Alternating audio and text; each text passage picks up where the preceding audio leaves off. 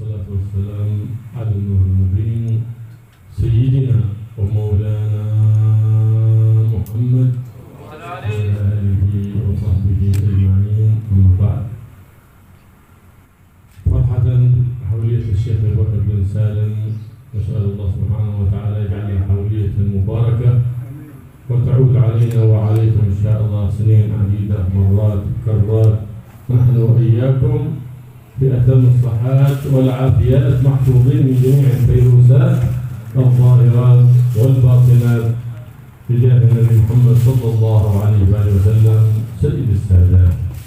Alhamdulillah, beliau guru kita Jalilullah Al-Habib Abdullah bin Abdurrahman Al-Mukhtar memulai acara roha ini dengan bersyukur kepada Allah Subhanahu wa taala yang mana di tempat ini kembali diadakan acara mulia, yaitu peringatan Al-Haul Sayyidina Imam Syekh Abu Bakar bin Salim. Saya berdoa, kata beliau, semoga berkat acara mulia ini Allah Subhanahu wa taala lindungi kita semuanya.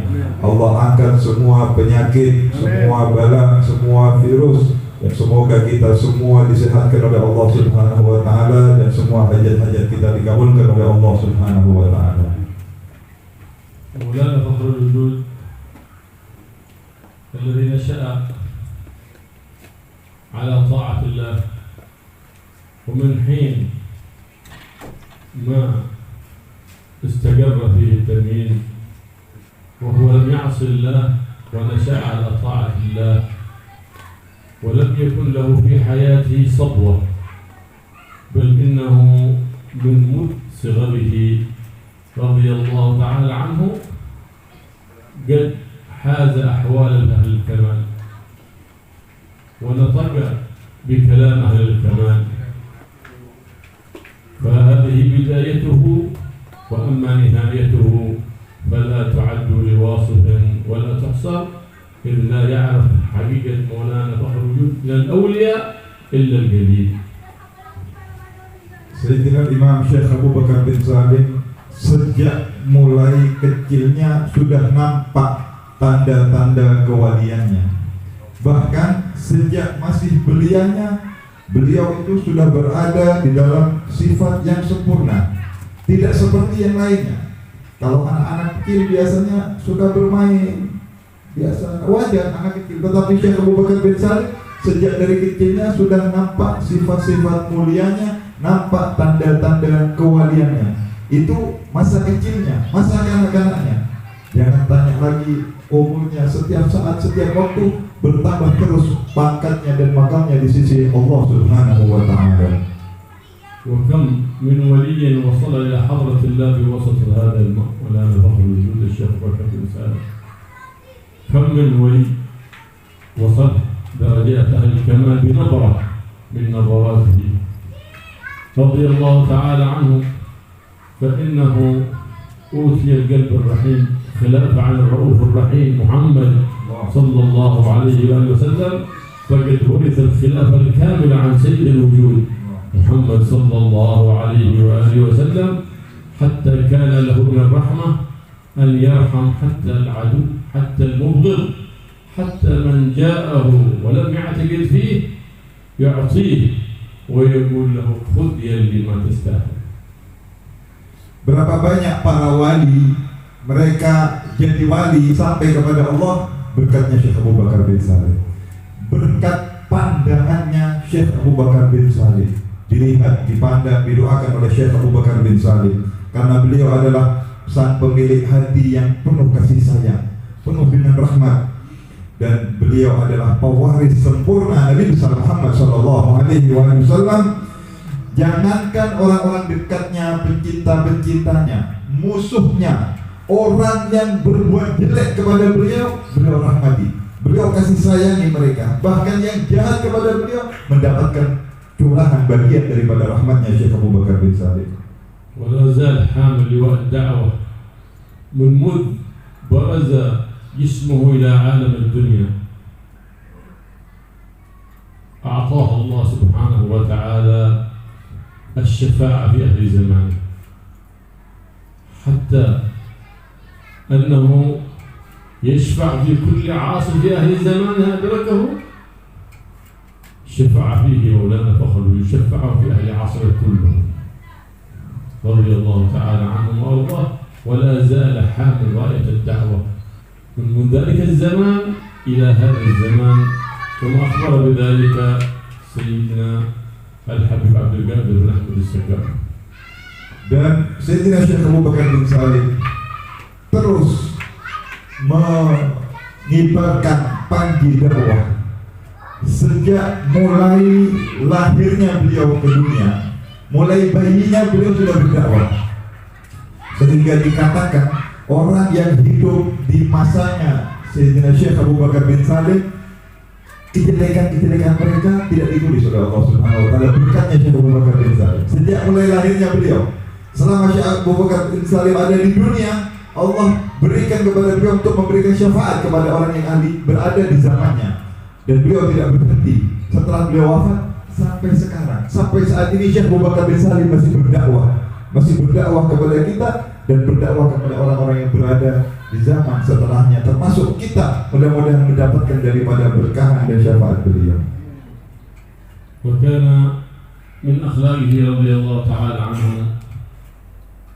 ما اتصف به جده الأعظم محمد صلى الله عليه وآله وسلم مع الصغير مع الكبير، فإنه ذو أخلاق عالية حتى صفى له الزمان ويقصده الناس من جميع أنحاء العالم، من الروم، من الهند، من المغرب، من مكة، من كل أنحاء العالم، مع قلة وصعوبة المواصلات، لكنهم ارتكبوا الصعوبات للوصول إليه، لأنهم يعلمون أنه بحر غزير من النور، بحر غزير من العلم، بحر غزير من مكارم الأخلاق. كل من جاء ما رجع من ذاك خائب، بل رجع ملان اليد في الظاهر والباطن. Dan akhlaknya Sayyidina Syekh Abu Bakar bin Salim merupakan akhlak yang sempurna sebagaimana beliau ambil dari kakeknya Nabi besar Muhammad SAW. Semua sifat-sifatnya Syekh Abu Bakar bin Salim diambil daripada sifat-sifat sempurnanya Nabi besar Muhammad SAW, sehingga bagaimana semua orang datang berbondong-bondong untuk menuju kepada Sayyidina Syekh Abu Bakar bin Salim, bahkan dari penjuru negeri yang jauh, dikatakan dari Rom, dari Romawi, dari India, dari Mekah. Di saat-saat di waktu sulitnya transportasi, sulitnya orang untuk nyampe ke sana, itu banyak orang yang sampai ke sana untuk apa? Karena mereka mengetahui Syekh Abu Bakar adalah lautan ilmu, lautan akhlak, lautan daripada sifat-sifat mulia, lautan cahayanya Nabi Muhammad SAW. Dan orang yang datang kepada Syekh Abu Bakar bin Salim tidak akan pulang sia-sia. Mereka pasti mendapatkan berkah dan mendapatkan bagian daripada keistimewaannya Sayyidina Syekh Abu Bakar bin Salim. ومناقب فخر الوجود الشيخ أبو بكر بن سالم خصت بالتأليف، وألف فيها كثير من العلماء الأعلام، وله قصص وله مناقب كثيرة لا تستغرقها جلسات كثيرة، إذ أنه رضي الله تعالى عنه كان على سنن السابقين من أهل الحمم العاليات، وله من المجاهدات ما كثرت فيها الروايات. الله ينفعنا به وبأسراره وأنواره وبركاته وعلمه في الدارين، دار الدنيا ودار الآخرة. Karena itu juga sangat banyak sekali orang-orang yang mengarang biografi sejarah hidupnya Sayyidina Syekh Abu Bakar bin Salim. Ada banyak sekali yang mengarang, macam-macam ulama semuanya mengarang tentang sejarah hidup Sayyidina Syekh Abu Bakar bin Salim, karena memang kehidupan beliau yang sangat tinggi, kehidupan beliau yang sangat istimewa, sehingga manusia-manusia berlomba. Dan itu semua diraihnya oleh Syekh Abu Bakar bin Salim bukan dengan main-main, tetapi dengan mujahadah, dengan berjuang yang begitu luar biasa, sehingga beliau mencapai makam yang sangat tinggi tersebut. قال سيدنا الإمام الحاج زين بن إبراهيم بن سمعت في هذا الكتاب المبارك كلام عن سيدنا حاتم الأصم، وكان من كبار الرجال الذي جمع بين علم الظاهر والباطن حتى تولى القضاء، فسمي الأصم بعد أن تولى القضاء لأن جاءته امرأة لها دعوة، فلما أرادت أن تتكلم فخرجت لها ضغطة، فخافت واحترجت فتصامم فقال إنني لا أسمع، ارفعي صوتك، إنني لا أسمع، وهي ترفع صوتها ويقول لا أسمع، فهدأ خوفها وهدأت له، وتم يتصامم إلى أن ماتت تلك المرأة ولم يظهر للناس أنه يسمع، حتى لا يكون للمرأة ذلك شيء من الإحراج والنقص، فيتصامم مدة حياة تلك المرأة وهو يتصامم حتى سمي حاتم الأصم، وهو ليس بأصم لكنه ذلك من مكارم الأخلاق. ينبغي لمن وقع في شيء هذا ليس بيد الإنسان، ما ينبغي أن يضحك عليه، كما يكون الآن في زمن الفيروسات، من عطس ضحك الناس، هذا هو الذي نهى عنه الشارع صلى الله عليه وسلم. لهذا سن لنا تشميت العاطس، تسميت العاطس إذا عطس قال سنة تشميت. ما معنى تشميت؟ الشماتة أنك تضحك عليه، هذا شمته. تشمت بمعنى تضحك عليه، تعيبه وتعيره بما خرج منه ضغطة أو من عطاس. فبالعكس ندب لنا الشارع أن نقول يرحمك الله إذا قال الحمد لله، هذا تشميت من باب إطلاق الشيء على ضده، من باب إطلاق الشيء على ضده. فما ينبغي من عطس أو خرج له رؤية أن يضحك، لكن لا ينبغي للإنسان أن يتقصد خروج الريح في المجالس، فإن ذلك كان من فعل قوم لوط والعياذ بالله، لأنهم لا يستحون. لكن قد يسبق الإنسان الحدث من حيث لا يدري، لا ينبغي أن تعير أخاك بما وقع فيه، ولا تظهر الشماتة به فيعافيه الله ويبتليك. Tadi dibacakan sedikit daripada kitab Al-Fawaidul Mukhtarah karangan Wahid Zain bin Sunit, dan dibacakan tentang ucapan daripada seorang yang mulia, yaitu yang bernama Hatim bin Asam, seorang qadi, seorang wali besar yang terkenal, yaitu Sayyidina Hatim bin Asam ini dinamakan Hatim al-Asam, artinya Asam itu yang tuli, tidak mendengar. Kenapa sampai dinamakan al-Asam, digelari dengan tuli? Sebenarnya beliau tidak tuli, tetapi ada kisahnya, ada kejadiannya.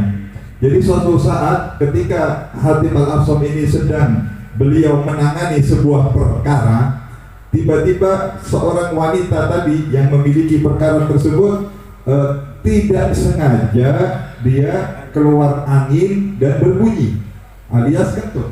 Wanita ini di depannya Hatim ini, sebelum dijuluki al-Asam, dijuluki yang tuli. Nah, akhlak beliau untuk menjaga perasaan wanita ini, beliau pura-pura tuli, pura-pura tidak mendengar. Sayyidina Hatim al-Asam ini pura-pura mendengar. Ketika wanita itu berbicara, beliau pura-pura, apa yang kamu katakan saya tidak dengar, tolong keraskan suaramu. Sampai wanita itu mengulang beberapa kali, aku nggak dengar. Dia pura-pura tidak mendengar, pura-pura tuli untuk menjaga perasaannya si wanita ini. Bahkan bukan sekedar beberapa menit atau beberapa jam, sampai wanita ini meninggalnya beberapa tahun, Hatim al-Asam ini. Jadi beliau pura-pura tuli demi menjaga perasaan wanita ini. Lihat akhlak yang sangat mulia, menjaga perasaan orang, sampai beliau dijuluki Hatim yang tuli, padahal tidak tuli. Beliau pura-pura tuli selama hidupnya wanita tersebut. Akhlak yang mulia yang banyak hilang zaman sekarang. Kalau orang zaman sekarang kentut, kata beliau, ditertawai. Apalagi zaman sekarang ini zamannya virus, kata beliau, kalau ada orang bersih, ya Hashim, itu biasanya orang kabur, lari, dan biasanya ya dihina orang tersebut. Padahal anjuran daripada Nabi Muhammad SAW ketika ada orang bersin, kata beliau, kita kalau orang yang mengucapkan alhamdulillah, maka kita menjawab yarhamukallah, kita doakan mereka. Bukan kita hina, bukan kita ejek, bukan kita anggap orang ini berpenyakit. Ini bertentangan dengan sunnah Nabi Muhammad SAW. Begitu juga kalau ada orang misalnya keluar angin tidak sengaja, ya. Tapi ingat kata beliau, jangan sampai sengaja di majelis atau ada teman-temannya ngumpul terus dibikin mainan kentut. Itu penyakitnya kaum Lut yang disiksa oleh Allah Subhanahu wa taala karena mereka main-main dengan kentut. Ya. Bunyi keranjing mana kentut mereka. Kalau sudah kumpul mereka itu disiksa oleh Allah, diberi bala oleh Allah karena mereka main-main dengan kentut. Itu jangan main-main dan usahakan jangan di majelis jangan sampai kentut. Ya, pakai adab dan akhlaknya Nabi Muhammad sallallahu alaihi wasallam. فندب لنا النبي محمد صلى الله عليه وآله وسلم في آداب العطاس أنك إذا عطست أن تقول الحمد لله، لأنه إذا عطس الإنسان تحركت أعضاؤه وربما ومفاصله، هل ترجع إلى محلها أم لا؟ فإذا رجع إلى محله قلت الحمد لله الذي أعاد الساكن ساكنا والمتحرك متحركا، فإنه يتحرك إذا تحرك الساكن أو سكن المتحرك اختلت صحة الإنسان، فبفضله يتحرك المتحرك ويسكن الساكن بفضله سبحانه وتعالى. Karena itu Nabi besar Muhammad SAW menganjurkan kepada kita ini adabnya di dalam orang yang bersih, ya. Orang yang bersih. Kalau orang itu bersih, kalau kita bersih, hendaknya kita mengucapkan alhamdulillah, bersyukur kepada Allah. Karena di saat kita bersih itu seluruh anggota tubuh kita itu terhenti. Dan ketika kita setelah bersih kembali digerakkan oleh Allah, ya fungsinya kembali lagi, itu kita wajib bersyukur kepada Allah Subhanahu wa taala. Kalau Allah mau berhentikan semuanya terhenti anggota tubuh kita, ini bisa jadi musibah, bisa jadi sebuah penyakit dan kecelakaan kepada seseorang. Karena itu ketika kita bersih, ini Allah gerakkan kembali, Allah hidupkan kembali urat-urat nadi kita dan semua fungsi anggota tubuh kita. Bersyukur kepada Allah Subhanahu wa taala, tidak ada yang menggerakkan dan tidak ada yang memberhentikan kecuali itu semua karunia daripada Allah Subhanahu wa taala. فإذا عطس الإنسان وحمد الله السنة كل من سمعه يحمد الله أن يقول له يرحمك الله، وهذا هو التشميت المندوب الذي ندبه لنا النبي محمد صلى الله عليه وسلم. إذا عطس وحمد الله ندب أن يقال له يرحمك الله، فإذا قال له يرحمك الله ينبغي للعاطس أن يقول يهديكم الله ويصلح بالكم أن يكافئ الدعاء بالدعاء. Ketika orang yang mendengar, ya, kalau kita mendengar ada orang yang bersin lalu mengucapkan alhamdulillah, yang mengucapkan alhamdulillah, maka kita dianjurkan oleh Nabi Muhammad SAW untuk mendoakan orang tersebut dan mengatakan yarhamukallah, semoga Allah merahmatimu. Kalau mengucapkan alhamdulillah, ya, kalau nggak mengucapkan alhamdulillah nggak usah didoakan. Jadi kalau dia mengucapkan alhamdulillah atau kita ingatkan dia supaya mengucapkan alhamdulillah. Lalu kembali orang yang bersih tadi yang sudah mengucapkan alhamdulillah lalu didoakan oleh saudaranya yang mendengar dengan yarhamukallah, dia hendaklah membalas doa tersebut dengan mengatakan yahdikumullah wa yuslih balakum. إلى 3 مرات يشمت العاطس، كلما عطس وحمد الله إلى 3 مرات، ثم في الرابعة إذا عطس يقال له يشفيك الله سبحانه وتعالى، يدعى له بالشفاء لأنه مزكوم عافاك الله. أما إذا لم يحمد الله فلا يسن تشميته لكن يسن تذكيره. Sampai ya, kita disunnahkan mengulang itu sampai 3 kali. Kalau ada orang bersin dia mengucapkan alhamdulillah, kita mengucapkan yarhamukallah sampai 3 kali. Kalau sampai lebih, sampai 5 kali, 10 kali, nah itu orang bilang ini lagi, orang ini sedang sakit, ya. Maka kalau sudah lebih 3 kali, Bukan yarhamukallah lagi, tetapi kita mendoakan, tetapi kita mengucapkan yashfikumullah atau afakallah, semoga Allah menyembuhkan engkau, ya, karena dia sedang demam atau sedang pilek. فإذا عطس ولم يحمد الله سنة لمن سمعه أن يذكره بالحمد ويقول هو الحمد لله حتى يذكر العاطس فيحمد الله، أو يقال له ماذا يسن للعاطس إذا عطس، يقول الحمد لله، فإذا قال الحمد لله قاله إذا يرحمك الله. Dan kalau ada orang bersin di sekitar kita, dia tidak mengucapkan alhamdulillah, kita disunahkan untuk mengingatkan dia. Kita yang kalau perlu kita sendiri mengucapkan alhamdulillah, atau kalau kita nggak enak, kita tanya sama dia, kira-kira sunnahnya apa kalau orang itu bersin, apa yang diucapkan, supaya dia, mungkin dia lupa, mungkin dia sedang pikirannya tidak konsentrasi, supaya dia mengucapkan alhamdulillah. ومن ذكر عاطسا بالحمد أمن من ثلاثة أمراض: مرض البطن، ووجع مرض الأذن، ومرض السن. يؤمنك الله من ثلاثة أمراض: من شوص ولوص وعلوص. أقول بالشوص وجع السن، واللوص وجع الأذن، والعلوص وجع البطن.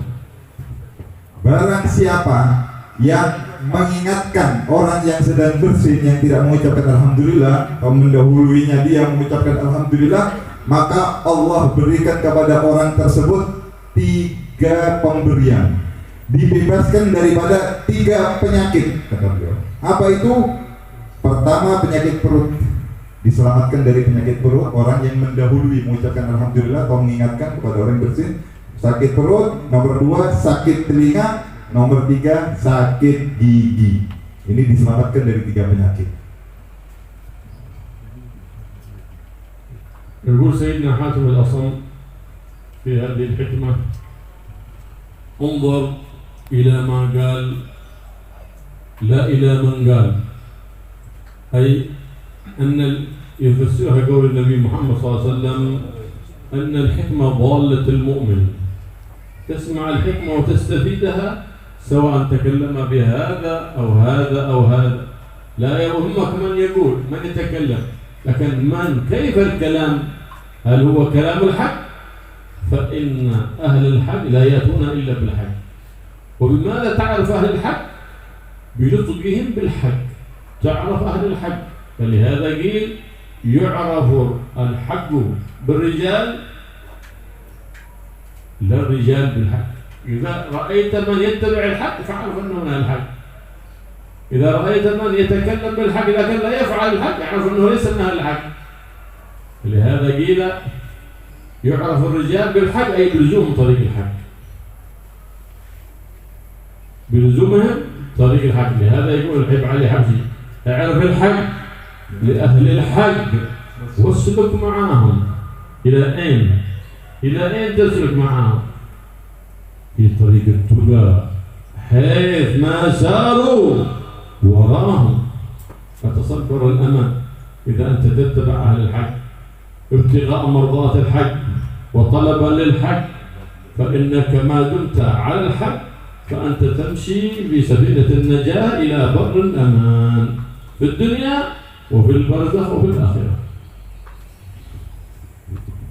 Dan tadi dibacakan atau disebutkan ucapan daripada Sayyidina Hatim al-Asam tentang lihatlah, undur maqal wala tandur maqal, lihatlah apa yang diucapkan, jangan melihat kepada siapa yang mengucapkan. Dan ini sesuai dengan hadis Nabi Muhammad SAW, al-hikmatu dhalatul mu'min. Hikmah itu sebuah ilmu yang mulia, sebuah pengetahuan, adalah ibarat barang hilang bagi setiap orang yang beriman. Di mana dia dapat, dia mengambilnya, tidak peduli dari siapa saja. Karena itu kalau kita mendengar sesuatu, kita jangan melihat siapa yang mengucapkan, tapi lihatlah apa ucapannya, apa yang dia sampaikan. Dan dikatakan juga kita akan mengetahui orang itu orang yang benar, orang yang ahli hak, daripada kelakuannya orang tersebut. Ucapan yang benar kita diperintahkan untuk mengikuti, dan orang yang benar adalah orang yang mengikuti ucapan yang benar. Orang yang benar adalah orang yang mengikuti ucapan-ucapan yang benar. Karena ada orang yang dia mungkin alim, berpengetahuan, tetapi dia tidak benar. Dia tidak mengikuti ucapan yang tidak benar. Dia mengikuti yang tidak benar. Kalau ingin tahu, sebagaimana diungkapkan oleh Al-Habib Ali bin Muhammad bin Husain Al-Habsyi di dalam qasidahnya Arifil Haqqi li Ahlil Haqqi wasluk ma'ahu. Ketahuilah, kalau ingin kalian mengetahui siapa orang yang benar, siapa orang yang berada di jalan yang benar, maka lanjutan daripada qasidah tersebut, kemana mereka itu berjalan? Kemana orang-orang itu yang benar berjalan? Fitori ketuko, ke jalannya orang-orang yang bertakwa kepada Allah, artinya jalan kebenaran. Jadi di sini kita diperintahkan untuk melihat kebenaran itu sendiri dan mengikuti daripada kebenaran untuk memperoleh jalan keselamatan di dunia dan di akhirat. وهكذا ينبغي أن تتخذ لك ميزانا في حياتك عندما تريد أن تصاحب أحد، أن تماشي أحد، أن تساير أحد، أن تحضر مجلس أحد، تزنه بميزان شرع النبي محمد صلى الله عليه وآله وسلم. إن كان يعينك على الإقبال على الخير ومحبة الخير وينهاك عن الوقوع في الشر وعن الوقوع في الأمور الذميمة فالزم صحبة ذلك فإنها صحبة المباركة. وإن كان لا، إلا إذا اجتمعت أنت وياه تجتمع أنت وياها إلا على أمور خبيثة أو على غيبة أو على وقوع في شيء من الأمور الخبيثة، فهذه صحبة غير مباركة، فما ينبغي لك أن تستمر فيها، بل اقطعها من الآن فإنها لا تعود لك بنفع لا في الدنيا ولا في الآخرة. Begitulah kita harus mengambil, neraca, timbangan di dalam kehidupan kita sehari-hari. Dalam kehidupan ini, dengan siapa kita akan bergaul, dengan siapa kita akan berteman, dengan di majelis mana kita akan hadir, kita akan bergabung dengan siapa. Ambil daripada timbangan ini. Kalau majelis yang akan kita bergabung, akan kita hadiri, itu membuat kita dekat kepada Allah, membuat kita semakin bertambah baik, maka silahkan bergabung, silahkan hadir, silahkan berteman dengan orang-orang yang bisa membuat kita ingat kepada Allah, semakin dekat kepada Allah Subhanahu wa Ta'ala.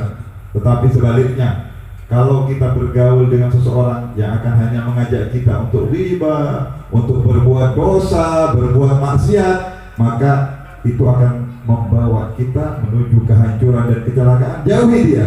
Mulai sekarang putus hubungan dengan orang-orang yang akan menghancurkan kita. Ini timbangan kalau kita ingin memperoleh keselamatan di dalam hidup ini. قال مولانا فخر الوجود الشيخ أبي بكر بن سالم: من ساير الأخيار حظي بالمعارف والأسرار، ومن ساير الأشرار لحقه العار والنار والعياذ بالله. Berkata Sayyidina Imam Syekh Abu Bakar bin Salim, barang siapa yang bergaul dengan orang-orang yang mulia, maka dia akan memperoleh banyak keistimewaan. Dan barang siapa yang bergaul dengan orang-orang yang rusak, maka dia akan memperoleh bermacam-macam kehinaan. ومثل النبي محمد صلى الله عليه وآله وسلم للصاحب الصالح قال مثاله مثال بائع المسك، عندما تجالسه مثال إما أن يحذيك أي يعطيك شيء من الطيب فتكون رائحتك طيبة وتفتخر بصحبته، وإما بجلوسك عنده حتى ما أعطاك شيء من الطيب يسري إليك من الرائحة الطيبة إلى ثوبك وبدنك بمجرد المجالسة، لأنك جلست بجانبه رائحتك طيبة، أنت ما تطيب لكنك جلست بجانب من له رائحة طيبة، والرائحة الطيبة هنا ظاهرة، والرائحة الطيبة المعنوية كذلك من النور يسري إليك من نوره من سره من بركته كلما جالست أحدا من الصالحين.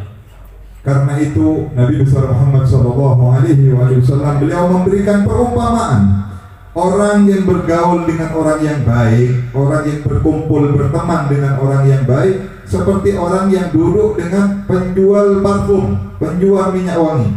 Kalau kalian duduk akrab kumpul sama penjual minyak wangi, nanti kalian bisa dikasih hadiah, dikasih minyak wanginya, dapat bau wanginya. Kalaupun kalian tidak diberi minyak wanginya, kalian duduk dengan penjual minyak wangi, kalian akan mencium aroma yang wangi luar biasa. Ini perumpamaan orang yang duduk dengan orang baik. Kalian bisa mendapatkan sirnya, rahasia-rahasianya. Kalaupun tidak, cahayanya orang tersebut pasti juga akan sedikit banyak akan mempengaruhi dan masuk mengalir kepada diri kalian kebaikan daripada orang tersebut. ومثل النبي محمد صلى الله عليه وسلم الجليس السوء مثاله نافخ الكير الذي ينفخ الكير وهو الحداد عندما ينفخ في النار إذا جلست إليه ربما طارت شرارة فحرقت ثوبك، إما أن يحرق ثوبك، وإذا ما حرق ثوبك تصل إليك من الرائحة الكريهة حق النار وحق حرق النار، تصل إليك فتلتصق بثيابك وتصير ثيابك وبدنك رائحة كريهة. مثاله في هذا الزمان من يجالس شارب التنباك، إما أن تخرج شرارة من هذه النار فتحرق ثوبك، وإما أن تأتي إليها الرائحة الكريهة حق التنباك فتصل إليك فتأتي للبيت وتقول لك زوجتك رائحتك كريهة، رائحة التنباك هذه يكرهها الله ويكرهها كل روح طيبة.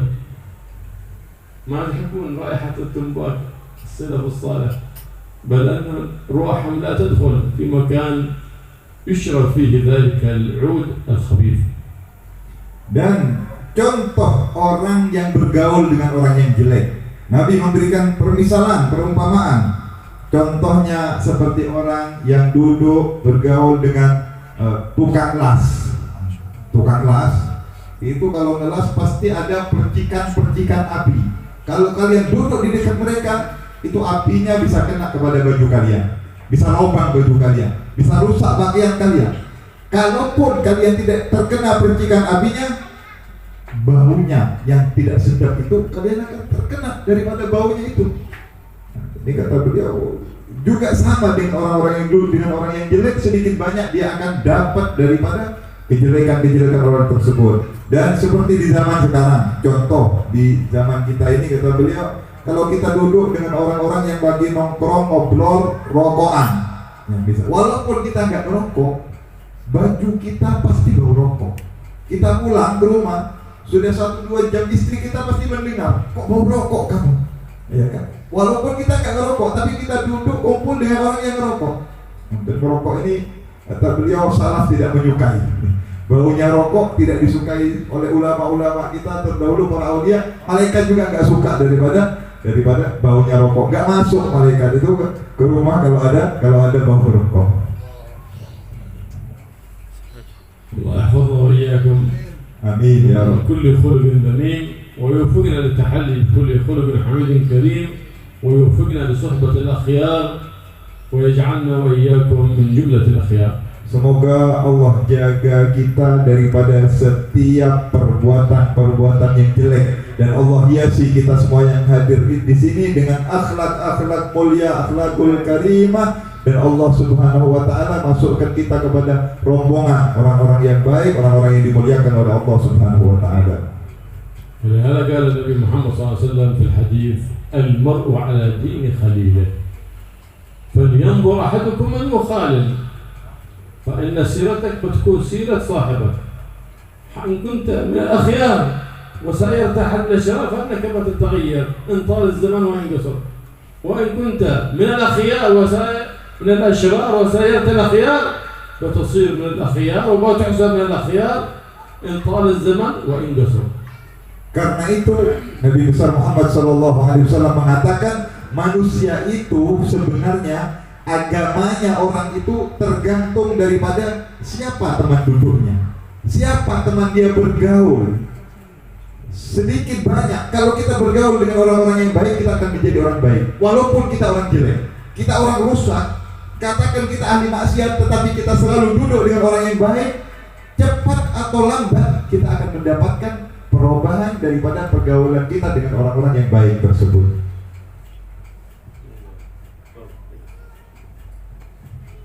Bismillahirrahmanirrahim.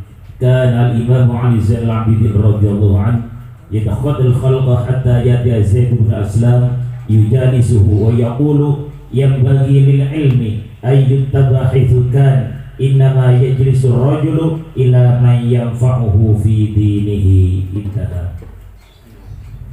وهكذا ينبغي كما قال سيدنا علي زين العابدين إنما تجلس لمن ينفعك في أمر دينك، تجلس إليه وتستمع منه. تجلس لمن تنتفع منه.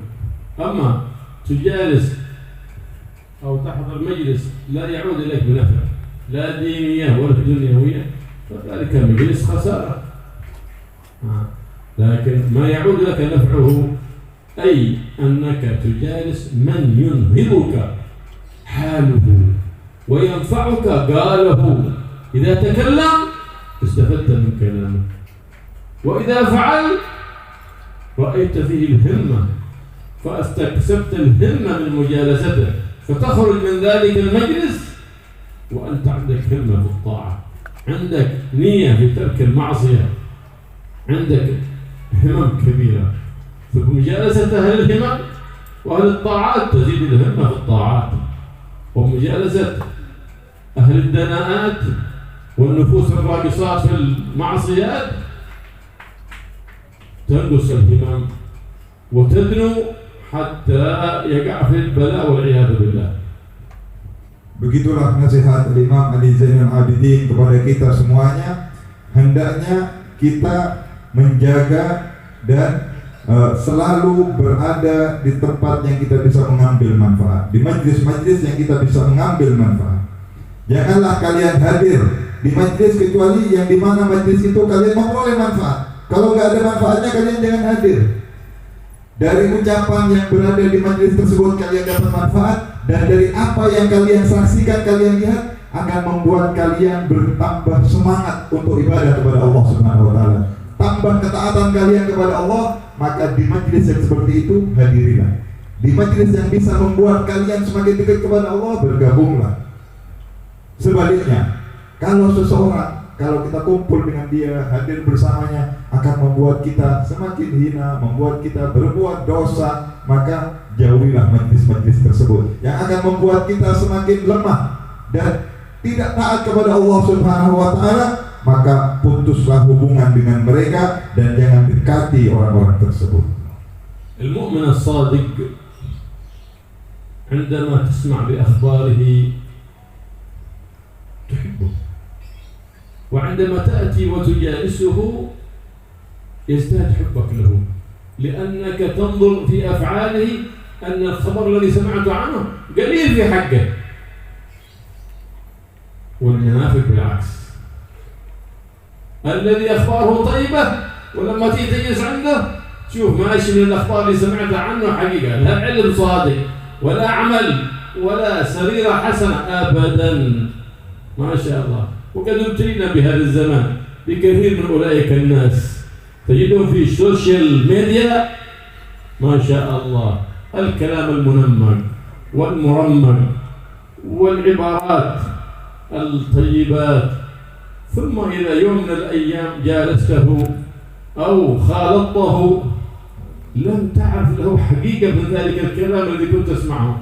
فهذا والعياذ بالله هذا الفرق بين المؤمن الصادق، وهذا هو الفرق الذي نقص ونزل من عين الله سبحانه وتعالى، فكانت سريرته تخالف علانيته.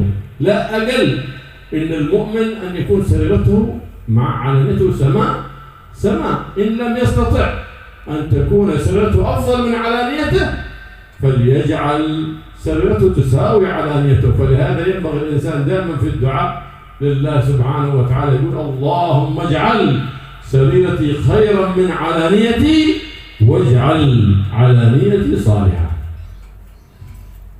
seorang mukmin yang betul-betul beriman, yang jujur, ketika kita mendengar kabarnya, mendengar kisah-kisahnya, kita akan cinta kepada orang tersebut. Dan ketika kita kumpul, duduk dengan orang yang tadi kita dengar kabarnya tadi, orang yang beriman itu, maka akan semakin bertambah cinta kita. Semakin kita merasa senang kepada orang tersebut. Karena apa? Ucapannya orang tersebut sedikit dibandingkan dengan hal dan keadaan orang itu. Jadi semakin kita dekat, semakin kita kumpul, semakin bertambah kecintaan itu. Tapi sebaliknya, orang yang munafik, naudzubillah min dzalik, kita mendengar kabarnya saja mungkin sudah kita merasa jijik dan tidak enak. Atau bahkan sebaliknya, kita mendengar kabar yang baik dari dia, tetapi ketika kita berkumpul dengan dia, kita menjumpai hal yang bertolak belakang. Nggak sama dengan kabar yang diceritakan, perbuatannya jauh. Dan di zaman seperti sekarang, ya, kita diuji oleh Allah Subhanahu wa Ta'ala. Kita berada di zaman yang sangat mengerikan seperti ini. Banyak orang tampil dia dengan ilmunya, dengan ceramahnya dan bermacam-macam di sosial media. Kita lihat kabarnya, ceritanya sangat indah. Ketika kita kumpul, ketika kita dekati, kita lihat hakikat orang tersebut, ternyata bertolak belakang dengan apa yang dia sebutkan. Lain. Ini musibah yang mana Allah Subhanahu wa Ta'ala banyak di zaman seperti sekarang. Karena itu minta, berdoalah kepada Allah Subhanahu wa Ta'ala selalu, ya Allah, jadikanlah sarirati, batinku, hatiku itu lebih baik daripada zahirku. Jangan sampai zahir kita baik tetapi batinnya, dalamnya keropos, rusak. Paling tidak, kata beliau, paling tidak orang beriman itu sama-sama, ya. Zahirnya bagus, dalamnya juga bagus. Jangan sampai zahirnya bagus, dalamnya rusak. Karena itu juga kita dianjurkan selalu berdoa, meminta kepada Allah Subhanahu wa Ta'ala, Allahumma ij'al sarirati khairum min alaniyati. Ya Allah, jadikan batinku, hatiku ini lebih baik daripada zahirku, dan jadikan zahirku waj'al alaniyati shalihah. Jadikan zahirku juga baik. Ya, minta kepada Allah permintaan yang mulia ini. الذي يكون في المعهد كالملك وإذا خرج من المعهد كالشيطان، في المجلس كالملك وإذا فارق المجلس تغيرت أحواله وسيرته. هذا يسمى ذو الوجهين، وذو الوجهين يبغضه الله سبحانه وتعالى. فالتقوى لله سبحانه وتعالى في بلادك وإذا سافرت عن بلادك، في جميع أوقاتك وفي جميع أحوالك، في حضرك وفي سفرك، أنت على تقوى الله سبحانه وتعالى ومراقب لله سبحانه وتعالى. ذاك هو المحبوب الذي أحبه الله واصطفاه الله وكان له من الله الخير الكثير وأعطى خير الدنيا وخير الآخرة.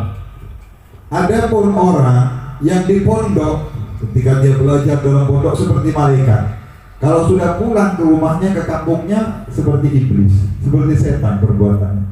Atau di majelis seperti ini, dia kelihatan Masya Allah baik, di majelis Masya Allah kelihatan orang yang baik, tapi keluar dari majelis perbuatannya juga seperti setan. Maka ini adalah orang yang punya dua wajah, ya, orang yang bertopeng, ya, bermuka dua, kata beliau. Hendaklah kita kalau ingin menjadi orang-orang yang betul beriman, di mana saja, kapan saja, di segala tempat kita merasa diawasi oleh Allah Subhanahu wa Ta'ala. Kalau ingin kita selalu mendapatkan keselamatan daripada Allah dan menjadi orang-orang yang dipilih, pilihan daripada Allah Subhanahu wa Ta'ala. بعض الساعات إنسان يشعر بنفسه أنه في خلق ذميم، لكن نفسه أمارة بالسوء والعياذ بالله. إيش بيعمل؟ ما معه يلتجئ إلى المولى الكريم ويتوسل بالرؤوف الرحيم محمد صلى الله عليه وسلم، خصوصا في ساعات الإجابة كآخر ساعات من الجمعة، يعتكف للدعاء ويتوسل بالنبي محمد صلى الله عليه وسلم ويلتجئ إلى الله سبحانه وتعالى أن يبدل هذه الخصلة الذميمة بخصلة حميدة كريمة. Memang kita sebagai manusia yang lemah, kadang-kadang kita berada dalam suatu keadaan yang iman kita lemah. Kita malah tahu, kita sadar, kita kadang-kadang iman ini menurun, dan kita mungkin terjerumus di dalam kesalahan-kesalahan dan dosa.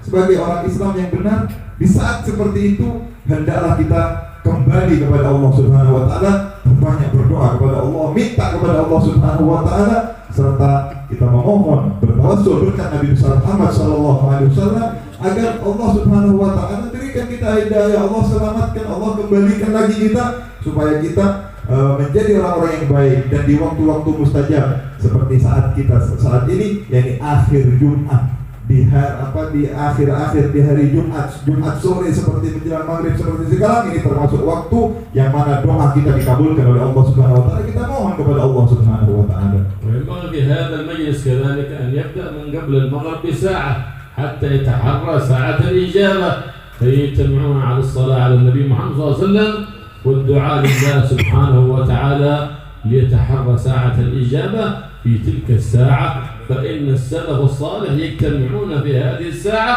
وأول من حثنا على ذلك هو سيدتنا فاطمة الزهراء البتول، فإنها في آخر ساعة من الجمعة تعتكف بالذكر والدعاء والصلاة على أبيها محمد صلى الله عليه وآله وسلم، وتقول إنها ساعة يستجاب فيها الدعاء. Dan hendaknya ya, di Jumat sore itu kalau bisa 1 jam sebelum maghrib kita khususkan untuk berzikir, berdoa kepada Allah Subhanahu wa taala agar kita mendapatkan waktu yang mustajab di akhir Jumat ini. Para salaf-salaf, ulama-ulama terdahulu semuanya menganjurkan, mengajak keluarganya, anak-anaknya, jamaahnya untuk duduk di waktu ini berzikir, berdoa kepada Allah Subhanahu wa taala. Dan yang pertama mengajak atau mencetuskan supaya berdoa di akhir Jumat ini adalah Sayyidah Fatimah Zahra, putri Nabi besar Muhammad sallallahu alaihi wasallam.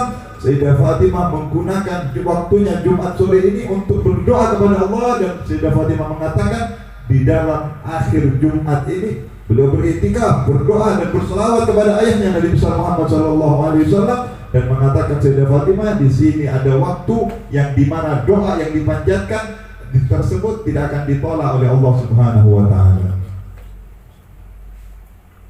وورد عنه صلى الله عليه وسلم أن من صلى عليه صلى الله عليه وآله وسلم في عصر الجمعة 80 مرة غفر الله له ذنوب 80 سنة، فينبغي المحافظة على الصلاة على النبي محمد صلى الله عليه وسلم في هذا الوقت من صلاة العصر إلى المغرب، والإكثار في ليلة الجمعة وفي يومها، لا سيما في هذا الوقت فإنه يكثر من الدعاء والصلاة على النبي محمد صلى الله عليه وسلم، فالدعاء يستجاب ببركة الصلاة على النبي محمد صلى الله عليه وسلم. فلهذا ندب لنا النبي محمد صلى الله عليه وسلم أن نصلي عليه في أول الدعاء وفي وسط الدعاء وفي آخر الدعاء، فإن الدعاء يستجاب ببركة الصلاة على حبيب محمد صلى الله عليه وآله وسلم. Karena itu diriwayatkan dari Nabi besar Muhammad sallallahu alaihi wasallam, barang siapa pada asar hari Jumat, di waktu asar hari Jumat bersalawat 80 kali kepada Nabi Muhammad sallallahu alaihi wasallam, Allah ampuni dosa orang tersebut selama 80 tahun. Ini berkatnya salawat kepada Nabi besar Muhammad sallallahu alaihi wasallam. Dan perbanyak salawat di malam Jumat, hari Jumat, terlebih-lebih saat seperti saat ini, sore Jumat, perbanyak terus bersalawat kepada Nabi Muhammad. Karena itu juga dianjurkan setiap kita mau berdoa, mulailah dengan salawat, atau di pertengahan doa bersalawat, di akhir doa juga tutup dengan salawat, karena berkat salawat kepada Nabi Muhammad doa kita akan lebih mudah diijabah oleh Allah Subhanahu wa taala. Allah Allah